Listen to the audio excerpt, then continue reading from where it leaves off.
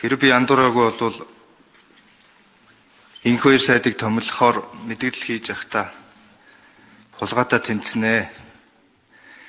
Өмнөх сайд маань ерөөсөө тэмцэж өгөхгүй байна. Тийм учраас одоо хулгайтай тэмцээ яарвчлын хурдлыг одоо томиллоо. Тэгээд томилж ирсэн. Энэ хулгайтай тэмцэх ажил маань юу болсон? Энх хоёр сайд хоёрын явцсан ямар болж байна? Энх хоёр сайд бол бараг цусан шинжилгээнээс бусдын гаргаад тавьчихсан.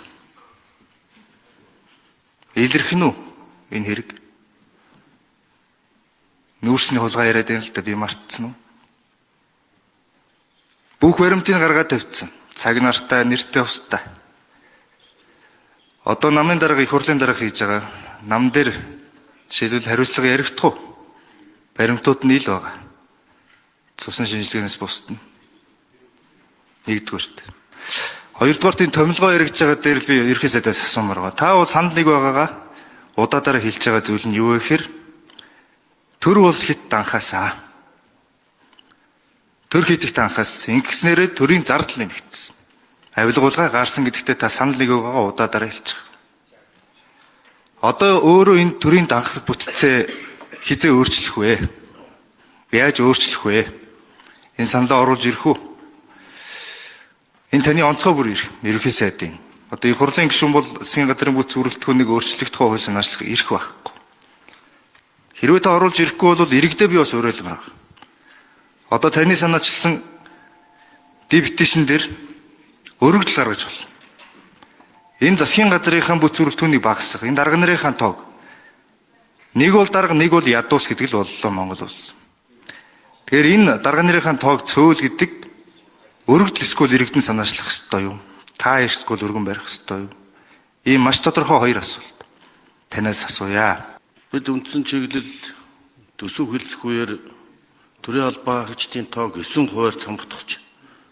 Засгийн газар байгуулагдаад 7 чанаагүй байхдаа төсвийн тодтголлыг өргөн барьж төрийн албаагчдын тоог 9%-аар цомгтгож 2.2 их найт төгрөгөөр одоо энэ данхаас ингээд төсвийн оронтойг зардлыг тансан.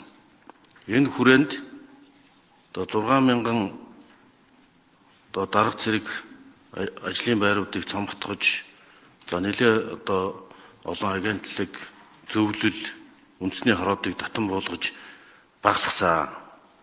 Гэвч улсын хурал дээр төсөв хэлцэх үед бол одоо төрийн албаагчдын тоог хэд цомгтголоо. Андуураагүй бол таа ч гэсэн бас одоо энэ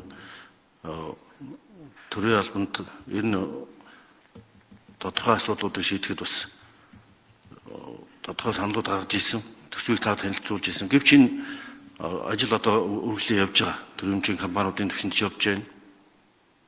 Нүүр ашиггүй зардлыг танах ажил явж байна. Сая төсвөрч гэсэн бид бас ахаад нэг их найдаар танлаа. Ер нь Монгол улсын бүх төсвийн төвхөн төсөв дандаа тэлжсэн болохоос биш төсвийн зардлыг тонсон, орон тоог багасгасан шийдвэр ганц гаргаж байгаа юм л. Манай засгийн газар түүхэндээ анхудаа 2.2 их найдаар төсөв таньж данхаасан бүтцийн орон тоог зардлыг хэмнэсэн бодлого хэрэгжүүлсэн. За ингээ өнөөдрийн хэлцэх асуудалтай холбоогүй ч гэсэн ер нь бас энэ хүрээнд харин төсөвт өөрчлөлт хийж ийн гэдэг энэ нэг тогтцсон засгийн газрын бүс бүрэлдэхүүнийг өөрчлөх бол өөрөө асар их зардалтай байдаг. Нэг яам тамгын газар нэг машин унаатаа ноцолдсон үр дүнгууд эсрэгээр ихээхэн зардал гаргадгийг одоо та сайн мэдж байгаа.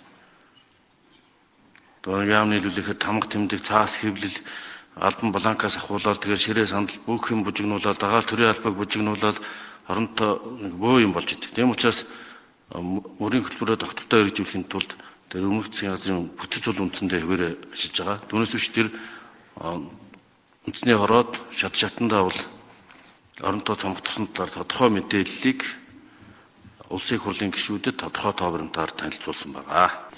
За хулгайтай тэмцэх ажил үргэлжилж байгаа. Хууль хяналтын байгууллагууд ажиллаа хийж байгаа.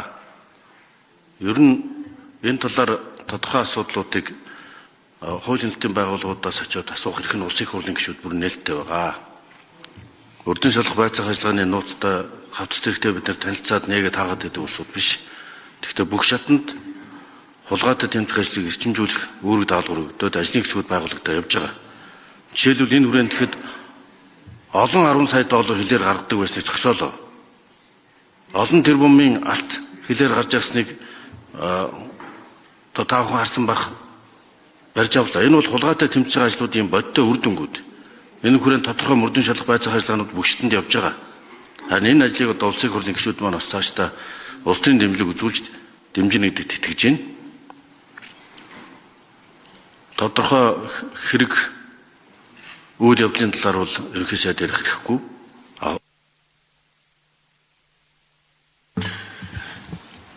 За одоо самбог гишүүн бас асуулт асууж байна. Тэг ерөнхий сайд хариуллаа.